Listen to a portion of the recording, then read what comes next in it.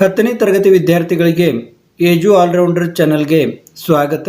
ಈ ದಿನ ನಿಮ್ಮ ಹಿಂದಿಯ ಮೇರಾ ಬಚ್ಪನ್ 5ನೇ ಪಾಠ ಡಾಕ್ಟರ್ APJ ಅಬ್ದುಲ್ ಕಲಾಂ ಅವರ ಆತ್ಮಚರಿತ್ರೆಯಿಂದ ಆಯ್ದ ಭಾಗವನ್ನು ನೋಡೋಣ. ಈ ಪಾಠದ ಮೂಲಕ ನಾವು ಏನೆಲ್ಲ ಕಲಿಯಬಹುದು ಎನ್ನುವುದನ್ನು ಇಲ್ಲಿ ಕೊಡಲಾಗಿದೆ.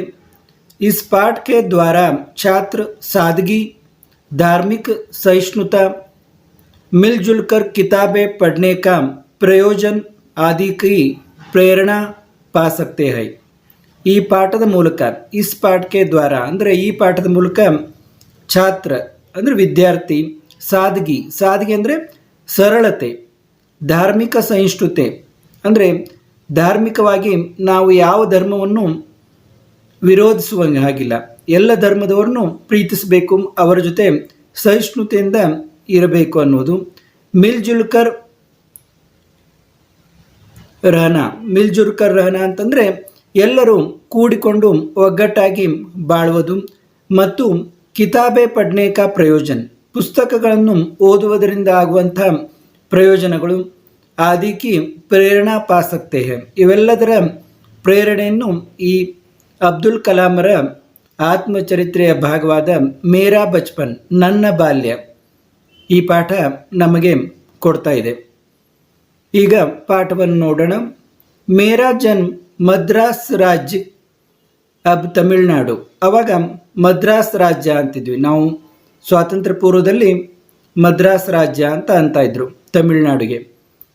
ಆ ತಮಿಳುನಾಡು ರಾಜ್ಯದಲ್ಲಿ, मद्रास राज्यದಲ್ಲಿ के रामेश्वरम कस्बे में एक मध्यम वर्गीय परिवार में हुआ था. ನನ್ನ ಜನ್ಮ ಮದ್ರಾಸ್ ರಾಜ್ಯದ ರಾಮೇಶ್ವರಂದ ಒಂದು ಕಸ್ಬೆ ಅಂದರೆ ಸಣ್ಣ ಪಟ್ಟಣದಲ್ಲಿ ಒಂದು ಮಧ್ಯಮ ವರ್ಗದ ಪರಿವಾರ ಅಂದರೆ ಮಧ್ಯಮ ವರ್ಗದ ಕುಟುಂಬದಲ್ಲಿ ಆಯಿತು ಅಂತ ಅಬ್ದುಲ್ ಕಲಾಂ ಅವರು ಹೇಳ್ತಾರೆ. ಮೇರೆ ಪಿತಾ ಜೈನುಲಾಬದೀನ್ कि कोई बहुत अच्छी औपचारिक शिक्षा नहीं हुई थी. ಔಪಚಾರಿಕ ಶಿಕ್ಷಾ ಅಂದ್ರೇನು? ಒಂದು ಫಾರ್ಮಲ್ ಎಜುಕೇಷನ್. ಈಗ ನಾವು ಹೇಗೆ ಬಾಲ್ಯದಲ್ಲಿ ಒಂದು ನರ್ಸರಿ, LKG, UKG, ಆಮೇಲೆ 1ನೇ ತರಗತಿ 2ನೇ ತರಗತಿ ಹೀಗೆ ಕಲಿತೀವಲ್ಲ, ಈ ಥರ ಒಂದು ಅಕಾಡೆಮಿಕ್ ಫಾರ್ಮಲ್ ಎಜುಕೇಷನ್ ಅವರದು ಆಗಿರಲಿಲ್ಲ.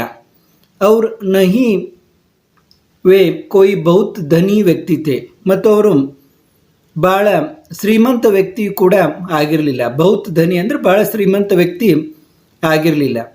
ಇಸ್ಕೆ ಬಾವಜೂದ್ ವೇ ಬುದ್ಧಿಮಾನ್ ಥೇ, ಇಷ್ಟೆಲ್ಲದರ ಹೊರತಾಗಿ, ಬಾವಜೂದ್ ಅಂದ್ರೆ ಇದೆಲ್ಲದರ ಹೊರತಾಗಿ, ವೇ ಬುದ್ಧಿಮಾನ್ ಥೇ, ಅವರು ಬುದ್ಧಿವಂತರಾಗಿದ್ದರು. ಅವ್ರು ಉನ್ಮೆ ಉದಾರತಾ ಕಿ ಸಚ್ಚಿ ಭಾವನಾ ಥಿ, ಅವರಲ್ಲಿ ಉದಾರತೆಯ ಒಂದು ಒಳ್ಳೆಯ ಭಾವನೆ, ಸಚ್ಚಿ ಭಾವನೆ, ಒಂದು ನಿಜವಾದ ಭಾವನೆ ಇತ್ತು ಅಂತ. ಅಂದರೆ ಅಬ್ದುಲ್ ಕಲಾಮರ ತಂದೆ ಯಾವುದೇ ಕ್ರಮವಾದ ಶಿಕ್ಷಣವನ್ನು ಹೊಂದಿರಲಿಲ್ಲ ಮತ್ತು ಅವರು ತುಂಬ ಶ್ರೀಮಂತರು ಕೂಡ ಆಗಿರಲಿಲ್ಲ.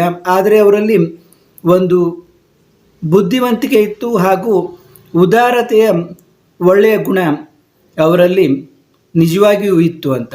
ಮೇರಿ ಮಾಮ್ ಆಶಿಯಮ್ಮ ಉನ್ಕಿ ಆದರ್ಶ ಜೀವನ ಸಂಗಿನಿ ಥಿ, ಅವರ ತಾಯಿ ಆಶಿಯಮ್ಮ ಕೂಡ ಅವರ ಆದರ್ಶ ಧರ್ಮಪತ್ನಿ, ಜೀವನ ಸಂಗಿನಿ ಅಂದರೆ ಪತ್ನಿಯಾಗಿದ್ದರು ಅಂತ.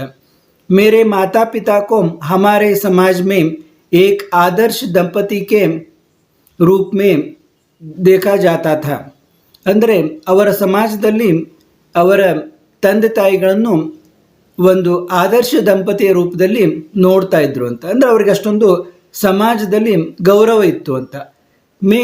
ಮೈ ಕೈ ಬಚ್ಚೋ ಮೇ ಸೇ ಏಕ್ ಥಾ, ಬಹಳಷ್ಟು ಮಕ್ಕಳಲ್ಲಿ ಇವರು ಕೂಡ ಒಬ್ಬರಾಗಿದ್ದರು. ಲಂಬೆ ಚೌಡೆ ವ ಸುಂದರ ಮಾತಾ ಪಿತಾ ಕಾ ಛೋಟಿ ಕದಕಾಟಿ ಕಾ ಸಾಧಾರಣ ಸಾ ದಿಕ್ನೆ ವಾಲ ಬಚ್ಚಾ.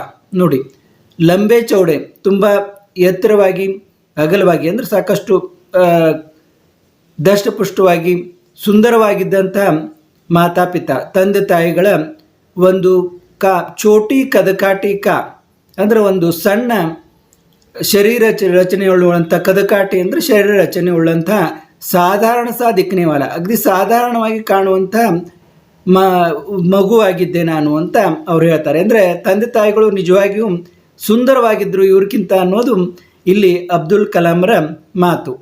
ಹಮ್ ಲೋಗ್ ಅಪ್ನೆ ಪುಷ್ಟೈನಿ ಘರ್ ಮೇ ರಹತೆ ಥೆ. ನಾವು ನಮ್ಮ ವಂಶಜರಿಂದ ಬಂದಂತಹ ಅಂದರೆ ತಲತಲಾಂತರವಾಗಿ ನಮ್ಮ ಅಜ್ಜ ಅಮ್ಮದಿಂದ ಬಂದಂತಹ ಮನೆಯಲ್ಲಿ ಇರ್ತಿದ್ವಿ ಅಂತ. ಪುಷ್ಟೈನಿ ಅಂತಂದರೆ ವಂಶ ಪಾರಂಪರ್ಯವಾಗಿ ಬಂದಂತಹ ಮನೆಯಲ್ಲಿ ಇರ್ತಿದ್ವಿ ಅಂತ ಹೇಳ್ತಾರೆ. ರಾಮೇಶ್ವರಂ ಕಿ ಮಸ್ಜಿದ್ ವಾಲಿ ಗಲಿ ಮೇ ಬನಾ ಯಹ ಘರ್ ಚೂನೆ ಪತ್ತರ್ ವ ಈಂಟ್ ಸೆ ಬನಾ ಪಕ್ಕಾ ಅವ್ರ ಬಡಾ ಥಾ. ಮನೆ ಹೇಗಿತ್ತು ಅನ್ನೋದನ್ನು ಅವರು ಇಲ್ಲಿ ಕೊಟ್ಟಿದ್ದಾರೆ. ರಾಮೇಶ್ವರದ ಮಸ್ಜಿದ್ ವಾಲಿ ಮಸೀದಿ ಇರುವಂಥ ಗಲ್ಲಿಯಲ್ಲಿ ಅವರ ಮನೆ ಚೂನೆ ಪತ್ತರ್, ಚೂನೆ ಅಂದರೆ ಸುಣ್ಣ, ಪತ್ತರ್ ಅಂದರೆ ಕಲ್ಲು, ಮತ್ತು ಇಟ್ಟಿಗೆಯಿಂದ ಈಂಟ್ಸೆ ಬನ ಅದರಿಂದ ಮಾಡಿದಂಥ ಪಕ್ಕಾ ಅವ್ರ ಬಡಾಥ, ಒಳ್ಳೆಯ ಪಕ್ಕಾ ಕಚ್ಚಾ ಅಂತೀವಿ ಮನೆ. ನೀವು ಸೋಷಿಯಲ್ ಸ್ಟಡೀಸ್ನಲ್ಲಿ ಓದಿರಬೇಕು ಪಕ್ಕಾ ಘರ್ ಕಚ್ಚಾ ಘರ್ ಅಂತ. ಆ ಒಂದು ಪಕ್ಕಾ ಮನೆಯಾಗಿತ್ತು ಅಂತ. ಅಂದರೆ ಸುಣ್ಣ, ಇಟ್ಟಿಗೆ, ಕಲ್ಲು ಇತ್ಯಾದಿಗಳಿಂದ ಕೂಡಿ ನಿರ್ಮಾಣಗೊಂಡಂತಹ ಒಂದು ಒಳ್ಳೆಯ ಪಕ್ಕಾ ಮನೆ ಅವರದಾಗಿತ್ತು. ಎಲ್ಲಿತ್ತು? ರಾಮೇಶ್ವರಂದ ಒಂದು ಮಸೀದಿಯ ಗಲ್ಲಿಯಲ್ಲಿ, ಓಣಿಯಲ್ಲಿ ಅವರ ಮನೆ ಇತ್ತು. ಮೇರೆ ಪಿತಾ ಆಡಂಬರಹೀನ ವ್ಯಕ್ತಿತೆ. ಅವರ ತಂದೆ ಆಡಂಬರಹೀನ ವ್ಯಕ್ತಿಯಾಗಿದ್ದರು ಅಂತ. ಅಂದರೆ ಅವ್ರಿಗೆ ಒಣ ಆಡಂಬರ ಹಿಡಿಸ್ತಾ ಇರಲಿಲ್ಲ, ಅವರು ಅತ್ಯಂತ ಸರಳ ವ್ಯಕ್ತಿಯಾಗಿದ್ದರು ಅಂತ. ಅವರು ಸಭಿ ಅನಾವಶ್ಯಕ ಏವಂ ಐಶೋ ಆರಾಮ ವಾಲಿ ಚೀಜೋ ಸೆ ದೂರ ರಹತೆ ಥೆ. ಅವರು ಅನಾವಶ್ಯಕ ವಸ್ತುಗಳಿಗೆ ಮತ್ತು ಐಶೋ ಆರಾಮ ವಾಲಿ ವಸ್ತುಗಳಿಂದ ದೂರ ಇರ್ತಿದ್ರು ಅಂತ. ಯಾವಾಗ ಅಂದರೆ ಸರಳ ಜೀವನವನ್ನು ಅವರ ತಂದೆ ಇಷ್ಟಪಡ್ತಿದ್ರು. घर में सभी आवश्यक चीज़ें समुचित यात्रा में ಸುಲಭತಾ ಸೆ ಉಪಲಬ್ಧ ಥಿ.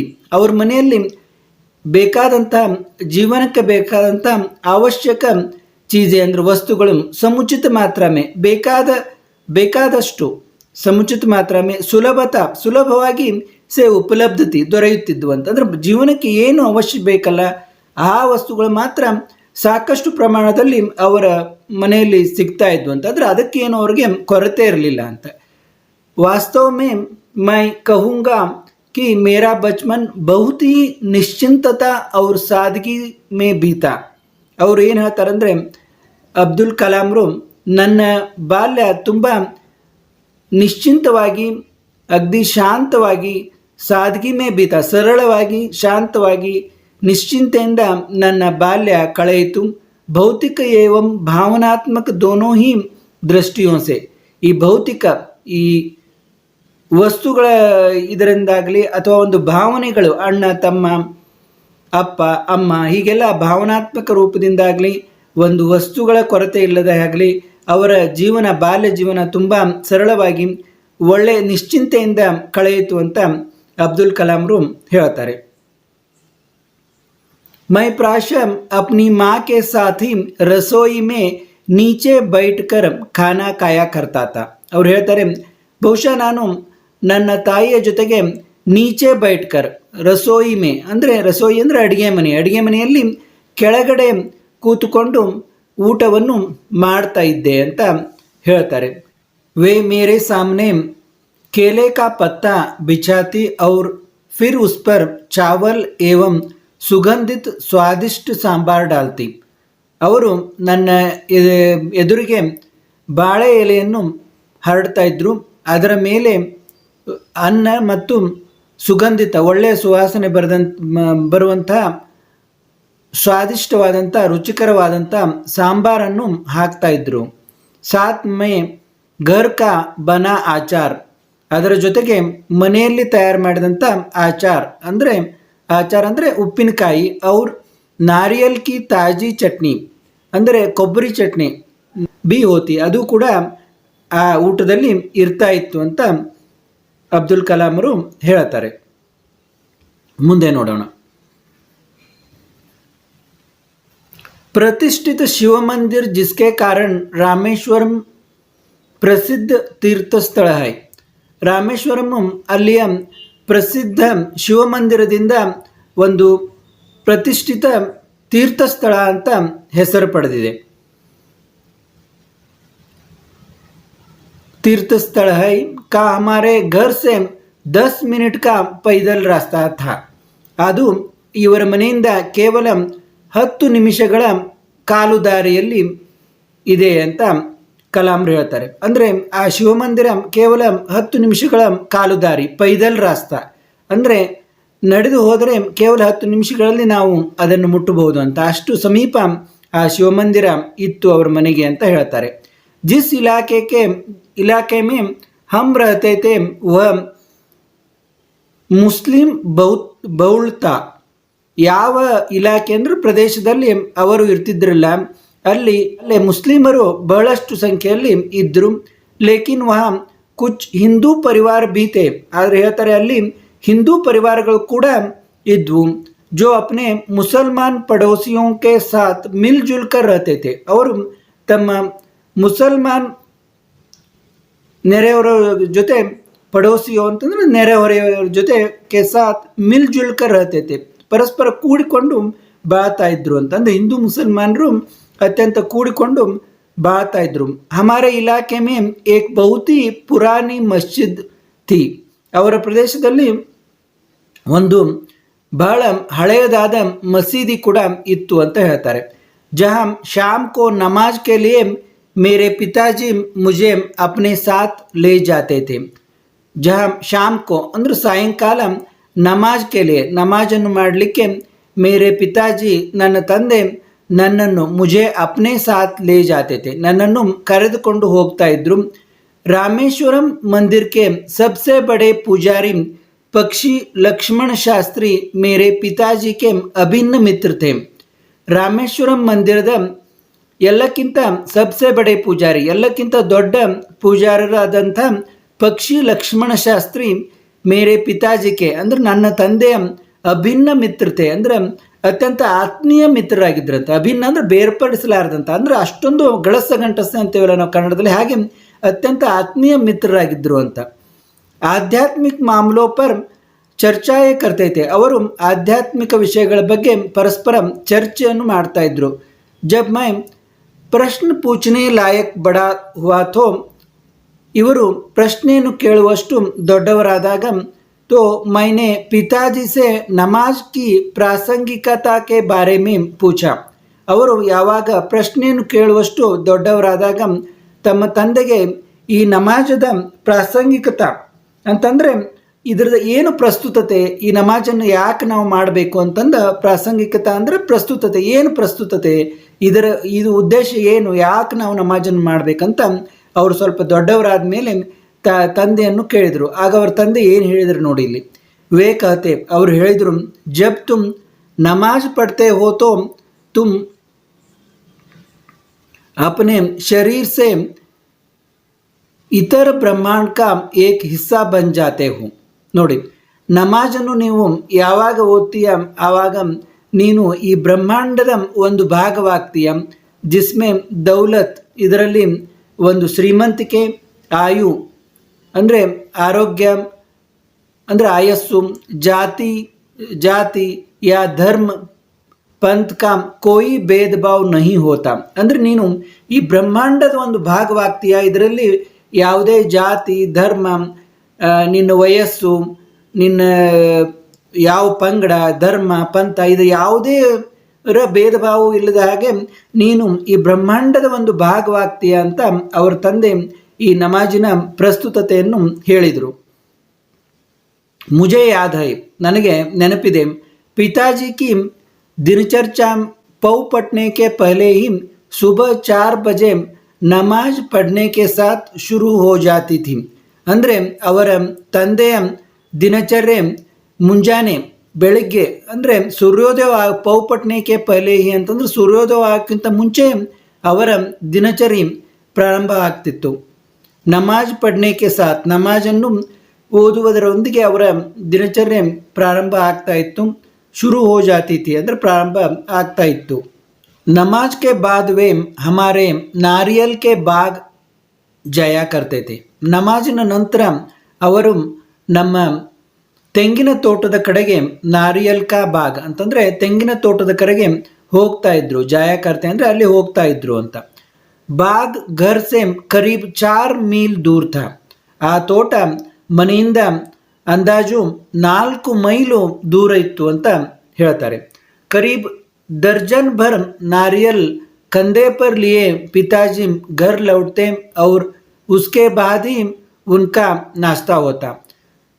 ಸುಮಾರು ಕರೀಬ್ ದರ್ಜನ್ ಅಂದರೆ 1 ಡಜನ್ ಅಂತೀವಲ್ಲ, 12 ಕರೀಬ್ ಡಜನ್ ಭರ್ ನಾರಿಯಲ್, ಅವನ ಕಂದೆ ಅಂತಂದರೆ ಹೆಗಲ ಮೇಲೆ ಹೊತ್ತುಕೊಂಡು ಈ ನಾರಿಯಲ್ ಅಂದರೆ ತೆಂಗಿನಕಾಯಿಗಳನ್ನು 1 ಡಜನ್ನಷ್ಟು ತೆಂಗಿನಕಾಯಿಗಳನ್ನು ಹೆಗಲ ಮೇಲೆ ಹೊತ್ತುಕೊಂಡು ಅವರು ಮನೆಗೆ ಲೌಟ್ತೆ ಅಂದರೆ ವಾಪಸ್ ಮನೆಗೆ ಬರ್ತಾ ಇದ್ರು.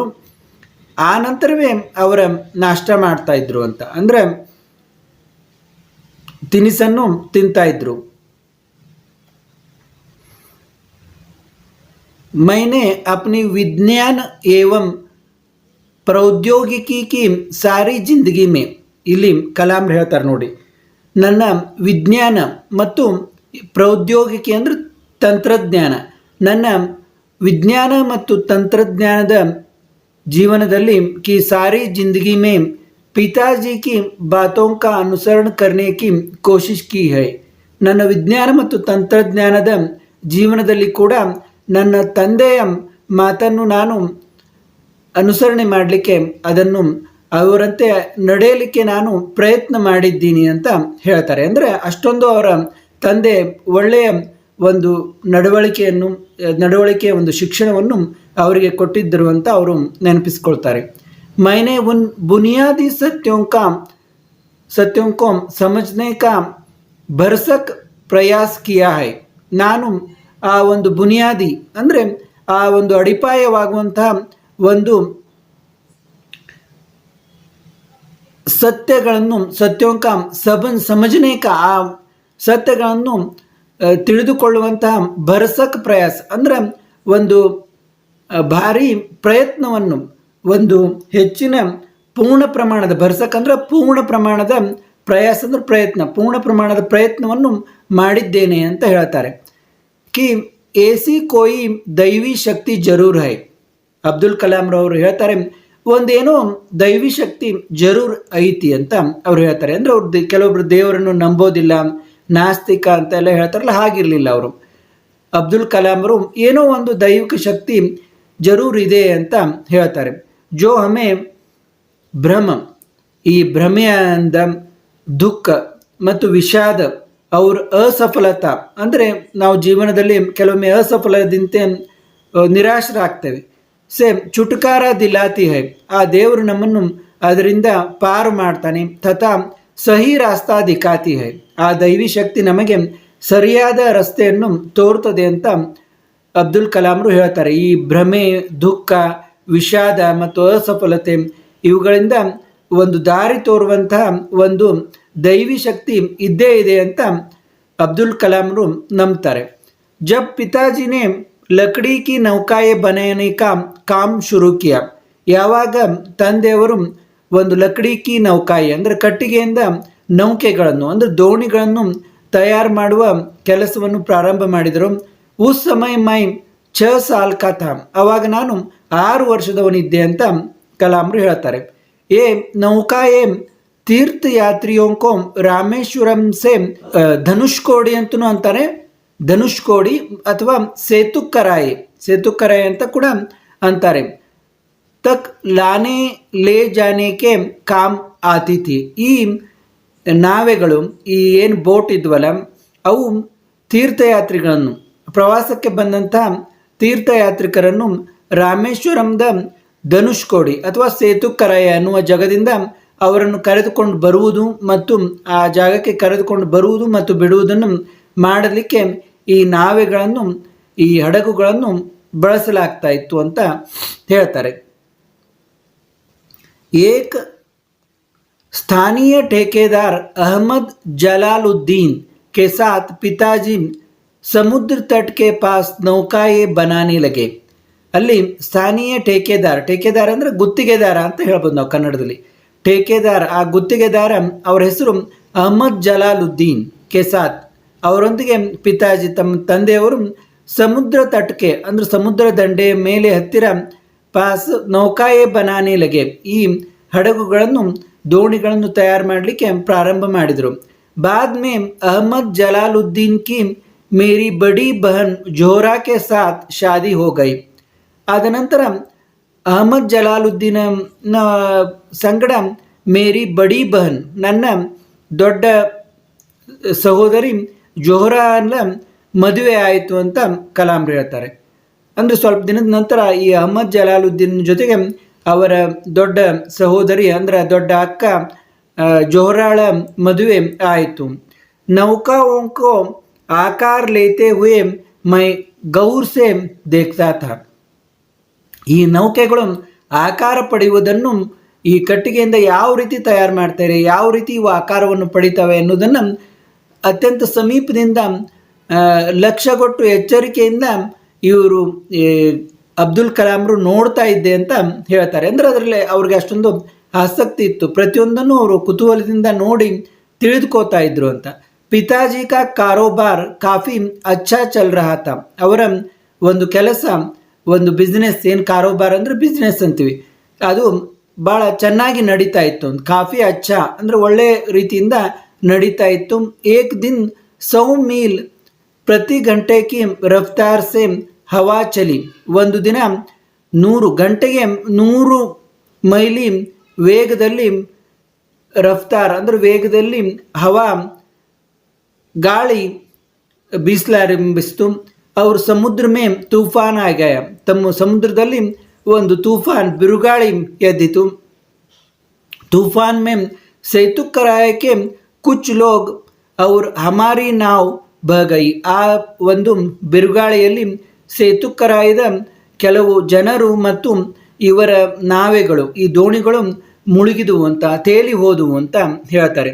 ಉಸಿ ಮೇ ಪಾಂಬಲ್ ಫೂಲ್ ಬಿ ಟೂಟ್ ಗಯೆ. ಆ ಘಟನೆಯಲ್ಲಿ ಪಾಂಬನ್ದ ಸೇತುವೆ ಕೂಡ ಮುರಿದು ಬಿತ್ತು. ಅವ್ರ ಯಾತ್ರಿಯೋ ಸೆ ಭರಿ ಟ್ರೇನ್ ದುರ್ಘಟನಾಗ್ರಸ್ತ ಹೋಗಯ. ಆ ಸಮಯದಲ್ಲಿ ಈ ಯಾತ್ರಿಕರಿಂದ, ಪ್ರವಾಸಿಗರಿಂದ ತುಂಬಿದಂಥ ರೈಲು ಕೂಡ ಆಕ್ಸಿಡೆಂಟ್ ಆಯಿತು ಅಂತ, ದುರ್ಘಟನಾಗ್ರಸ್ತ ಹೋಗೈ ಅಂತಂದ್ರೆ ಆ ದುರ್ಘಟನೆ ನಡೆಯಿತು, ಆ ರೈಲಿನ ದುರ್ಘಟನೆ ಕೂಡ ನಡೆಯಿತು, ಅಪಘಾತವಾಯಿತು ರೈಲು ಅಂತ ಇಲ್ಲಿ ಕಲಾಂರು ಹೇಳ್ತಾರೆ. ತಬ್ ತಕ್ ಮೈನೆ ಸಿರ್ಫ್ ಸಮುದ್ರ ಕಿ ಖೂಬ್ಸೂರತಿ ಕೋ ಹಿ ದೇಖಾತ. ಅಲ್ಲಿವರೆಗೆ ನಾನು ಈ ಸಮುದ್ರದ ಸೌಂದರ್ಯವನ್ನು ಮಾತ್ರ ನಾನು ನೋಡಿದ್ದೆ. ಉಸ್ಕಿ ಅಪಾರ ಏವಂ ಅನಿಯಂತ್ರಿತ ಊರ್ಜಾನೆ ಮುಜೆ ಹತಪ್ರಭಂ ಕರ್ದಿಯಾ ಅಂತ. ಅಂದರೆ ಅದರ ಒಂದು ಈ ಅಪಾರವಾದಂಥ ಅನಿಯಂತ್ರಿತ ಅಂದರೆ ಯಾರೂ ನಿಯಂತ್ರಣ ಮಾಡಲಾರದಂಥ ಇದರ ಅಪಾರವಾದ ಶಕ್ತಿ ಇದು ನನ್ನನ್ನು ತುಂಬ ಹತಪ್ರಭ ಅಂದರೆ ಒಂದು ಏನು ಮಾಡೋದು ಅಂತ ದಿಕ್ಕು ತೋಚದವರ ಹಾಗೆ ನನ್ನನ್ನು ಮಾಡಿತು ಅಂತ ಅಬ್ದುಲ್ ಕಲಾಂರು ಹೇಳ್ತಾರೆ. ಅಂದರೆ ಈ ಬಿರುಗಾಳಿ ಬೀಸುವುದರಿಂದ ಈ ಸಮುದ್ರದಲ್ಲಿ ಎಷ್ಟೊಂದು ದುರ್ಘಟನೆಗಳಾಗ್ತವೆ, ಎಷ್ಟೊಂದು ಹಾನಿ ಆಗ್ತದೆ ಅನ್ನೋದು ಮೊದಲ ಬಾರಿಗೆ ನಾನು ನೋಡಿದೆ. ಅಲ್ಲಿಯವರೆಗೆ ಕೇವಲ ನಾನು ಸಮುದ್ರದ ಸೌಂದರ್ಯವನ್ನು ಮಾತ್ರ ನೋಡಿದ್ದೆ ಅಂತ ಕಲಾಂರು ಹೇಳ್ತಾರೆ.